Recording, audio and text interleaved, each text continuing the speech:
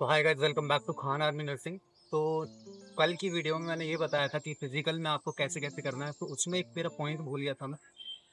सबसे मेन आपकी रनिंग के बाद होती है आपकी स्ट्रेचिंग। स्ट्रेचिंग में आप नेक्स्ट डे के लिए जब आप वर्कआउट करने जाते हैं तो स्ट्रेचिंग उसमें बहुत हेल्प करती है।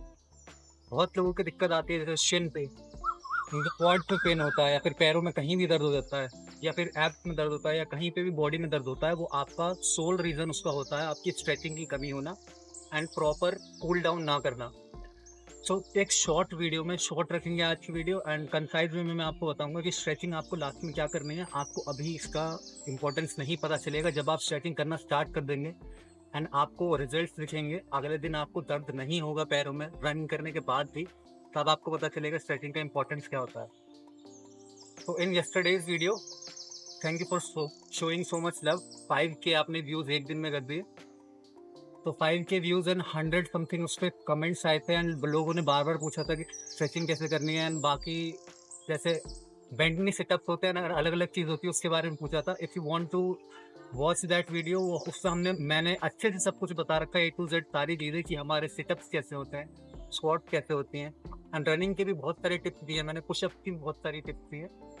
सो उसका मैं लिंक डिस्क्रिप्शन में डाल दूंगा एंड कमेंट सेक्शन में भी पिन कर दूंगा। सो उसको आप देख सकते हैं जाके। So without wasting any time हम स्टार्ट करते हैं स्ट्रेचिंग। तो आज मैंने 3 किलोमीटर रनिंग करी है विथ 2 मिनट एवरेज पेस रखा मैंने, मतलब 400 मीटर में मेरा 2 मिनट का टाइम लगा, मतलब मेरी टोटल 3 किलोमीटर की रनिंग मेरी 15 मिनट में कंप्लीट हुई, 15 मिनट 2 सेकंड में। सो थोड़ी हार्ड रनिंग जब आप करते हैं, उसके बाद स्ट्रेचिंग आपका बहुत इंपॉर्टेंट रोल प्ले करता है। जैसे मैं कल फिर से आऊँगा, तो कल आज मैंने हार्ड रनिंग करी है, तो कल आने के बाद मेरे पैरों में बहुत ज़्यादा दर्द होगा एंड मुझे वर्कआउट करने आने का मन नहीं करेगा। तो उसमें मैं अब क्या करके जाऊँगा। सो पुशअप्स रहते हैं एंड सिटअप्स होते हैं, वो मैंने पहले ही कंप्लीट कर चुके हैं। तो स्ट्रेचिंग में सबसे पहले इंपॉर्टेंट क्या होता है, आपके जितने भी बॉडी पार्ट्स हैं, जैसे आपके पैर हैं, या फिर आपके ये शिन शिन बोन जो है, या फिर आपकी जो ये है पिंडलियां हैं, इनको स्ट्रेच करना जरूरी होता है जब भी आप हार्ड वर्कआउट करते हैं उसके बाद। तो जो हमारे लैक्टिक एसिड जो रिलीज होता है, साइंस वाले स्टूडेंट्स को पता होगा, लैक्टिक एसिड तो रिलीज होता है, उसको कम करने के लिए, थोड़ा डाइल्यूट करने के लिए स्ट्रेचिंग बहुत हेल्प करती है। एंड आपका जो मसल में स्ट्रेन आ जाता है, मतलब खिंचाव जो आ जाता है, उसको ईज करने में भी बहुत मदद करती है। सो अब मैंने एकदम रनिंग करी है, सो मेरी बॉडी बिल्कुल गर्म है। उसके बाद अगर मैं सीधा घर चला जाऊंगा तो मेरे पैरों में दर्द होना स्टार्ट हो जाएगा। तो उससे बचने के लिए सबसे पहले आपने जो भी शूज वूज पहन रखे हैं उनको निकाल दीजिए, एंड सबसे पहले जो बेसिक आपकी स्ट्रेचिंग होती है वो होती है आपकी पेंडलियां जो होती हैं, काफ जो होती हैं, इसकी स्ट्रेचिंग। इसमें आपको कुछ नहीं करना है। दो टाइप की स्ट्रेचिंग होती है। स्टार्टिंग में स्ट्रेचिंग होती है आपकी ऐसे झटके देने वाली, डायनामिक स्ट्रेचिंग में बोलते हैं इसे। एंड उसके बाद होती है जब आप अपना वर्कआउट कर लेते हैं, तब उसके बाद आपकी थोड़ी हार्ड फिट वाली स्ट्रेचिंग होती है, जिसमें आप ज़्यादा मूवमेंट नहीं करते हैं, बस अपने मसल को स्ट्रेच करने की कोशिश करते हैं। मैं आपको करके दिखाता हूँ कि बिल्कुल स्ट्रेच कैसे करते हैं। जैसे हाथ आप अपने जितने भी आपके जा सकते हैं उसे ले जा सकते हैं, एंड 10-15 सेकंड तक वहाँ पर होल्ड करना है। तो रनिंग के बाद आप जब भी स्ट्रेचिंग करें, आप ध्यान रखें कि आपको ऐसे ऐसे करके वो वाली स्ट्रेचिंग नहीं करनी है। आपको बिल्कुल स्ट्रिक्ट रह के, बिल्कुल एक जगह पे स्टिल रह के आपको स्ट्रेचिंग करनी है, जैसे ऐसे। तो इसी पोजीशन को थोड़ी देर तक होल्ड करके रखिए, एंड आपको फील होगा आपकी काफ्स में, आपकी पिंडलियों में थोड़ा आपका दर्द सा होगा। तो वही स्ट्रेचिंग आपके कल भी काम आएगी, जिससे आपको कल जब आप अपनी रनिंग करने आएंगे वो दर्द नहीं होगा। तो फर्स्ट एक्सरसाइज हमारी ये हो जाती है, अपने काफ को स्ट्रेच करना और इसी जगह पे होल्ड करना। अगर किसी किसी का हाथ यहाँ तक भी जाता है तो यहाँ तक पूरी स्ट्रेच करिए। इसमें आपकी बैक एंड आपके काब्स दोनों स्ट्रेच होते हैं। इसके नीचे से अपने ये टोज को पकड़ने की कोशिश करिए, या फिर कुछ भी जैसे आपके पास कपड़ा वपड़ा है उसको टोज में ऐसे लगा के ऐसे खींचने की कोशिश करिए। तो आपकी ये होगी सबसे नंबर 1 स्ट्रेचिंग। तो सेकंड नंबर पे आती है आपकी बटरफ्लाई। तो बटरफ्लाई आपकी किस चीज से काम आती है, जो आपकी इनर थाइज होती है। जब आप कोई हार्ड वर्कआउट करते हैं for the very first time, या फिर आप अपने स्ट्राइड जो है वो खोल के ज्यादा भागने की कोशिश करते हैं, तब आपकी इनर थाइज में दर्द होता है। उसको टैकल करने के लिए रोज आप एक ये वाली एक्सरसाइज करा करें, जिसमें आप अपने बिल्कुल थोड़ा जोर देंगे, ये दोनों पैर साथ में लगा लेंगे एंड पैरों को पकड़ लेंगे, एंड ये जो है आप अपने घुटनों को नीचे करने की कोशिश करेंगे। इन घुटनों को नीचे करने की कोशिश करने के बाद इनको 15 सेकंड तक यहाँ पर होल्ड करेंगे। 15 सेकंड होल्ड करने के बाद थोड़ा ऐसे ऐसे करके उसको रिलीज कर देंगे। तो मैं जानता हूँ मुझसे भी बहुत अच्छे-अच्छे रनर्स मेरी वीडियो देखते हैं और उनकी टाइमिंग मुझसे बहुत अच्छी आती है। पर ये वीडियो मैं जो बिल्कुल बेसिक जो बिगिनर हैं उनके लिए बनाता हूँ, जिनको स्टार्टिंग से मतलब कुछ बेसिक नहीं पता होते हैं। सो अगर कोई मुझसे अच्छा धावक है, कोई रनर है, उसको मुझसे अच्छा पता हो, तो कमेंट सेक्शन में कोई भी मुझसे गलती हो रही हो, वो पक्का बताते जाए। तो ये हमारी स्ट्रेचिंग हो गई। तो उसके बाद हमारी बेसिक स्ट्रेचिंग आती है, जो हमने अभी फिर से करी थी। अब सिंगल वाली स्ट्रेचिंग आती है हमारी, जिसमें हम एक पैर ये जो है, ये साइड में ऐसे लगाते हैं। जैसे ये वाला पैर है, हम बिल्कुल साइड में ऐसे लगाते हैं। अपने जो इनर थाई है, उस पे ये पैर पूरा ऐसे मिला लेते हैं एंड सिंगल लेग की पूरी स्ट्रेचिंग करते हैं। तो ऐसे ही जैसे हमने फर्स्ट वाली स्ट्रेचिंग करी थी, सेम वो ही है, बस आपको एक पैर से करना है। सिमिलरली इस पैर से भी हम इस तरह से करते हैं। इस पैर से भी हमको खींच के पूरा यहाँ तक ले जाना है। तो ये कुछ बेसिक स्ट्रेचिंग है जो आपको पक्का करके जानी चाहिए। वीडियो को लंबा नहीं करते हैं एंड आपको फिर अब फोर्थ आपकी स्ट्रेचिंग बताता हूँ, फोर्थ में क्या होता है।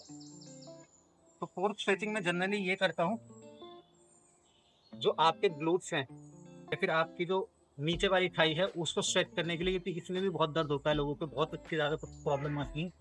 तो ये वाली एक्सरसाइज आप कर सकते हैं। ये वाली, अपना जो घुटना है वो ध्यान रखिए पैरों के बाहर ना जाए, पैरों के अंदर रहे और उसको पूरा ऐसे एक्सटेंड करने की कोशिश करें।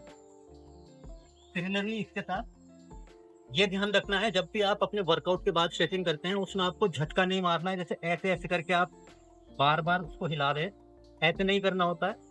उसको बिल्कुल एक स्ट्रिक्ट चिल पोजीशन में रखना होता है। क्योंकि मैं कोशिश के पास भी मैंने रनिंग करी है, तो उनसे मैंने ये सारी चीज़ें सीखी हैं। तो ऐसे करके बिल्कुल स्टिल एक पोजीशन पे रखना है, स्ट्रेच करने की कोशिश करनी है, स्टैटिक स्ट्रेचिंग करनी है आप।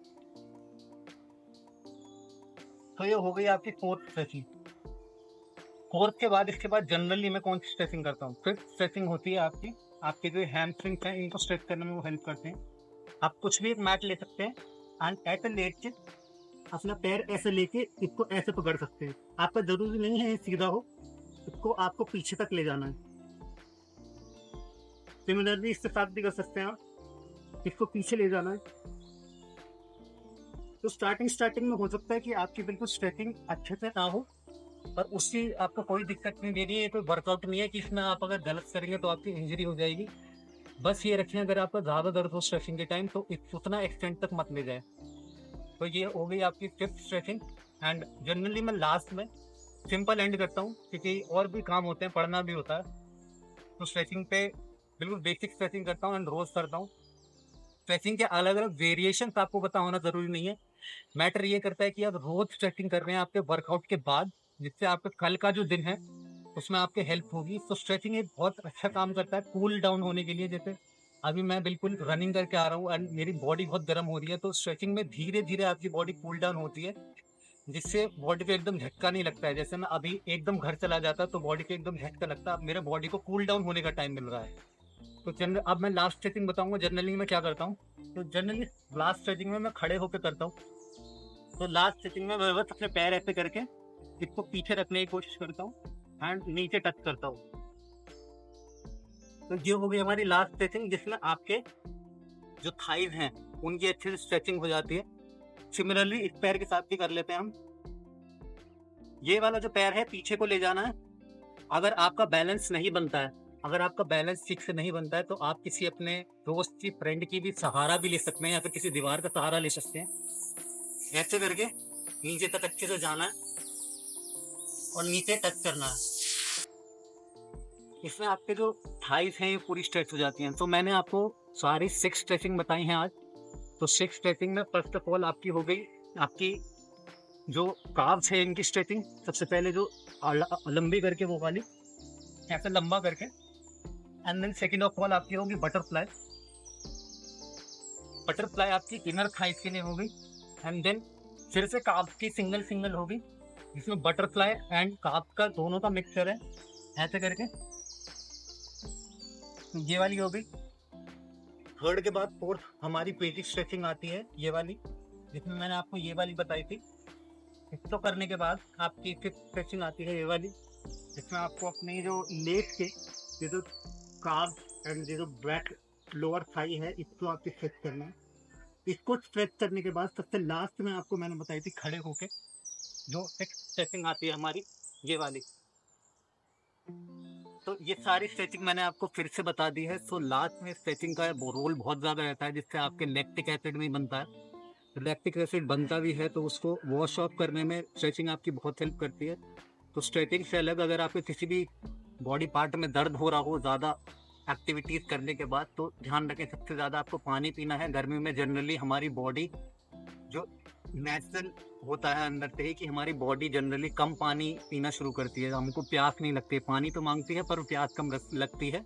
उसी की वजह से हमको डिहाइड्रेशन होता है। कभी भी आपने देखा होगा गर्मियों में आपको, जब आप ज़्यादा गर्मी से आते हैं तब आपको प्यास लगती है, पर घर में अंदर बैठे होते हैं तो ठंडा पानी की तो प्यास लगती है आपको, पर एक नॉर्मल पानी की जो प्यास होती है वो अलग होती है। तो आपको ये ट्राई करना है, आप सर्च भी कर सकते हैं गूगल पे, गर्मियों में हमको प्यास लगनी बंद हो जाती है, कम होती है, तभी हमको डिहाइड्रेशन जैसी परेशानियां होती हैं।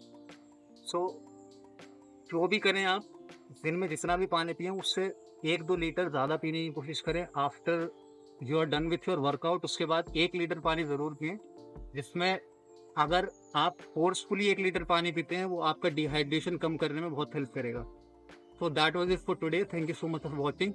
खान आर्मी नर्सिंग मेरा फिजिकल INF पलसूरा में है। So if you want to come with me, मेरे साथ अगर जाना है तो you can contact me on my Telegram group. मैं टेलीग्राम ग्रुप का डिस्क्रिप्शन में लिंक डाल दूंगा एंड ऑल्सो कमेंट सेक्शन में भी पिन कर दूंगा। सो that was it for today. If you like the video subscribe करना मत भूलना। तो Khan army nursing, thank you.